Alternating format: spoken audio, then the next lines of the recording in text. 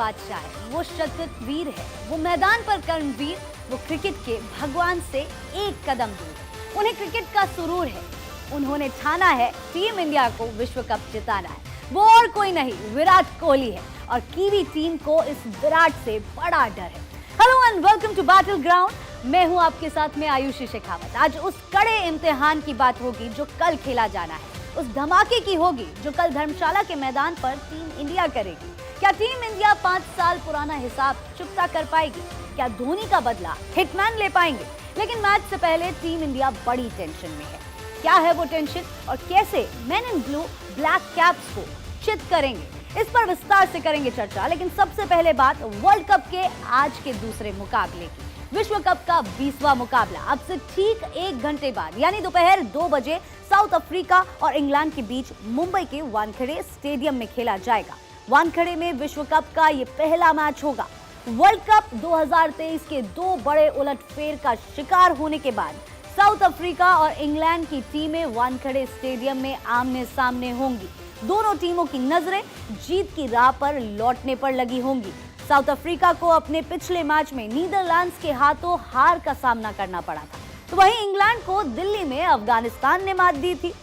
आपको बता दें कि प्रोटियाज और इंग्लैंड के बीच वर्ल्ड कप में हेड टू हेड मुकाबले की बात करें तो अब तक विश्व कप में दोनों के बीच 7 मैच खेले गए हैं, जिसमें 4 इंग्लैंड ने जीते हैं, तो वहीं साउथ अफ्रीका ने 3 मैचों में बाजी मारी है।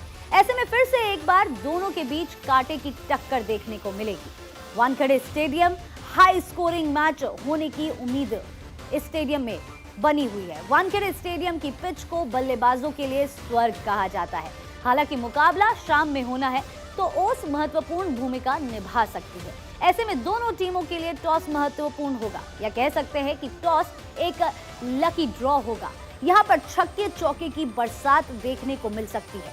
हालांकि शुरुआती ओवर में तेज गेंदबाजों के लिए मदद हो सकती है, क्योंकि इस मैच में उछाल होती है। टॉस जीतने वाली टीम गेंदबाजी करने का फैसला कर सकती है, लेकिन देखना होगा। महज कुछ देर बाद टॉस हो जाएगा। आधे घंटे के अंदर टॉस के बाद 2 बजे मैच शुरू होगा, तो देखना होगा कि 2 बड़ी उलटफेर के बाद ये टीम कैसे कमबैक करती है। और इसी बीच हमारे साथ जुड़ चुके हैं चंद्रशेखर लूथरा। स्वागत है आपका भारत 24 पर।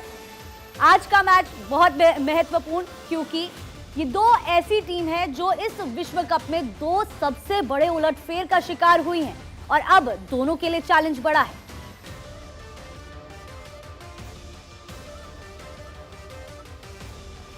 कर रहे हैं, उनको हमेशा से कहते हैं कि सेमीज तक का सफर उनका अच्छा रहता है, या जब टूर्नामेंट कोई भी शुरू होता है south Africa is always one of the favourites, लेकिन उन पे जो चोकर्स का टैग है उसको हटाना होगा। और खासकर पिछली हार काफ़ी ख़राब थी, मुझे लगता है कि उसमें उनको मोराल बूस्ट करने के लिए भी बहुत वक्त लगा होगा। अपने आपस में बात की होगी, ड्रेसिंग रूम में जिस तरह की चर्चाएं हुई होगी, उसके बाद ये मैच काफ़ी उनके लिए मुझे लगता है करो या मरो वाली स्थिति का होगा, क्योंकि इससे ना केवल उनकी रैंकिंग्स पे फ़र्क पड़ेगा, पॉइंट्स टेबल में तो ऑब्वियसली थोड़ा सा वो मिडल में चलेंगे, लेकिन अगर ये मैच हारते हैं तो उसके बाद उनको क्वालिफाई करना सेमीज के लिए बहुत मुश्किल हो जाएगा। इंग्लैंड की जहाँ तक बात करो, मुझे लगता है कि एक अच्छी टीम, बढ़िया टीम, लेकिन शायद क्लिक नहीं कर पा रही है अभी तक। वो टीम में वो दम खम नहीं दिख रहा जिसके दम पर वो विश्व चैंपियन बने थे।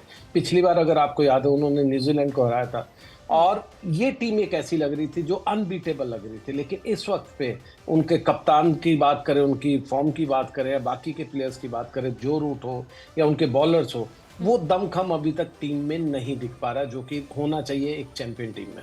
दोनों ही टीम के लिए चंद्रशेखर बहुत ही अनएक्सपेक्टेड और निराशाजनक हार रही है। ऐसे में ये मैच दोनों के लिए जीतना जरूरी है, पॉइंट्स टेबल को फिलहाल देखिए ध्यान में रखते हुए। तो आज के मैच में कौन कौन से वो प्लेयर्स होने वाले हैं जिन पर नजर रहेगी?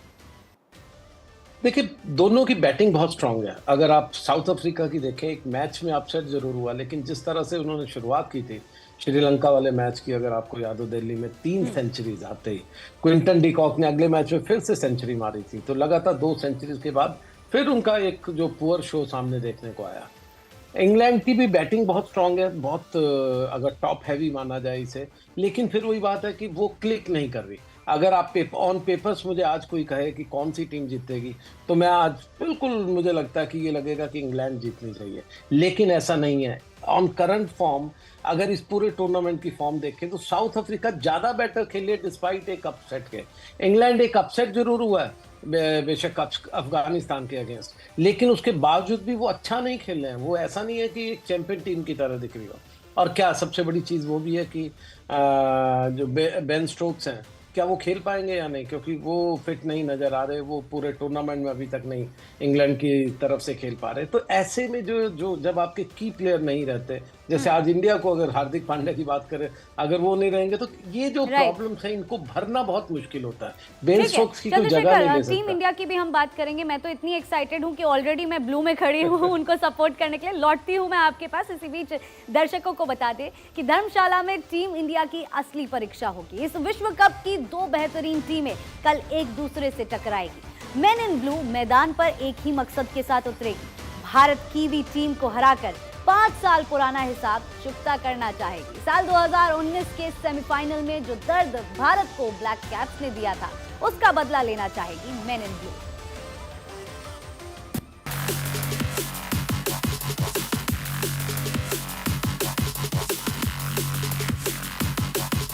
ब्लैक कैप्स को विराट का डर। फिरकी के सामने कीवी जाएंगे बिखर। धर्मशाला में लेंगे 5 साल पुराना बदला। धर्मशाला के बेहद खूबसूरत ग्राउंड में टीम इंडिया धमाका करने वाली है। इसके लिए टीम इंडिया को काफी मेहनत करनी पड़ेगी, क्योंकि मुकाबला कीवी टीम से है जो अब तक अजय है और शानदार फॉर्म में है।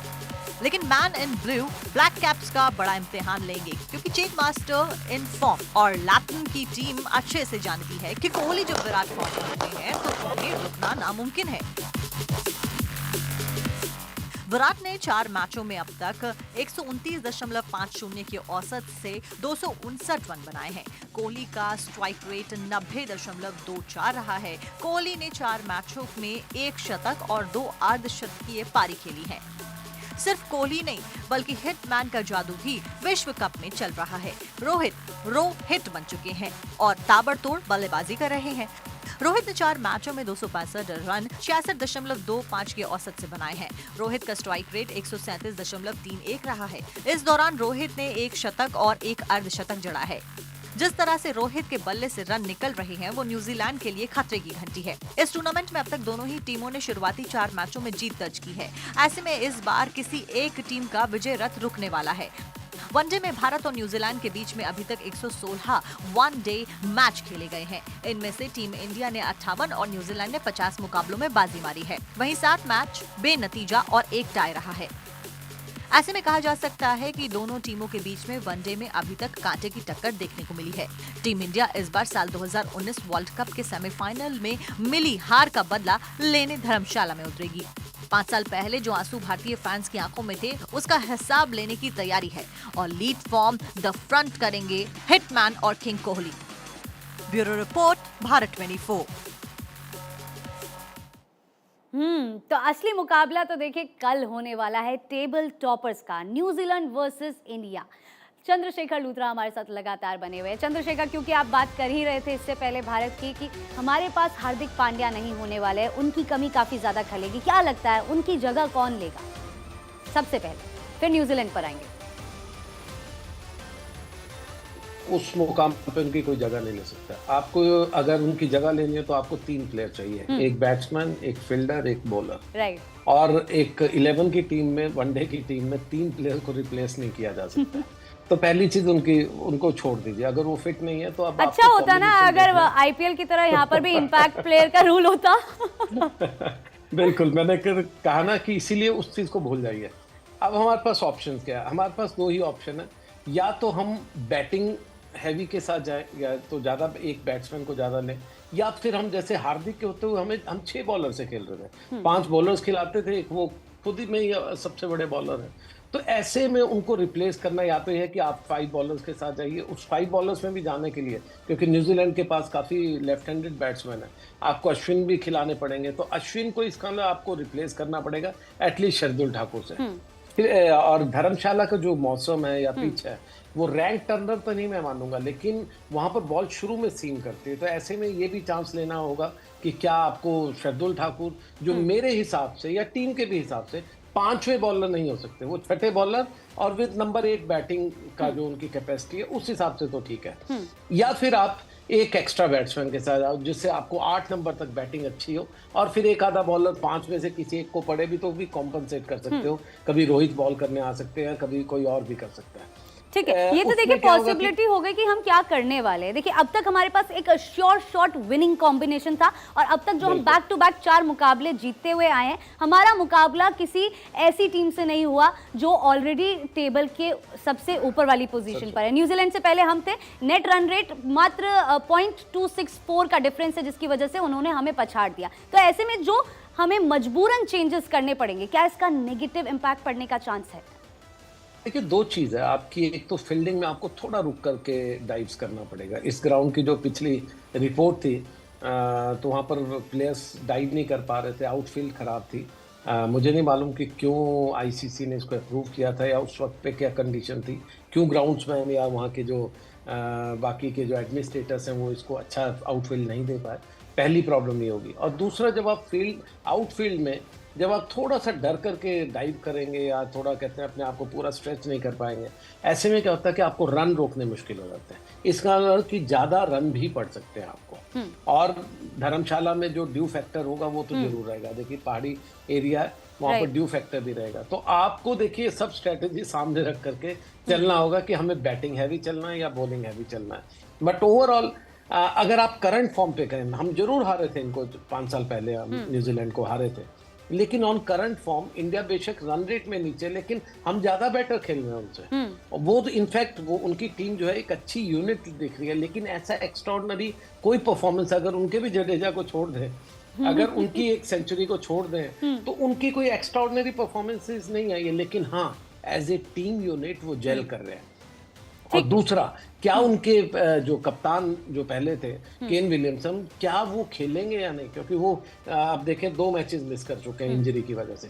अगर वो खेलते तो उस टीम की मजबूती अलग होती है। वो भी अपने आप में बहुत बड़े प्लेयर है, और अगर वो नहीं लेकिन खेलते, उनकी कमी भी झेलनी पड़ेगी इनको अगर वो नहीं खेलते। मैं लौटती हूँ चंद्रशेखर एक बार फिर से आपके पास। इसी बीच दर्शकों को बता दें कि वनडे वर्ल्ड कप में भारत और न्यूजीलैंड की टीमों के बीच कुल 9 मुकाबले खेले गए हैं, जिसमें न्यूजीलैंड ने 5 और भारत ने 3 मैच में जीत दर्ज की है। वहीं एक मैच बेनतीजा रहा है। बता दें कि भारत ने वनडे वर्ल्ड कप में न्यूजीलैंड के खिलाफ 2003 में आखिरी बार मैच जीता था।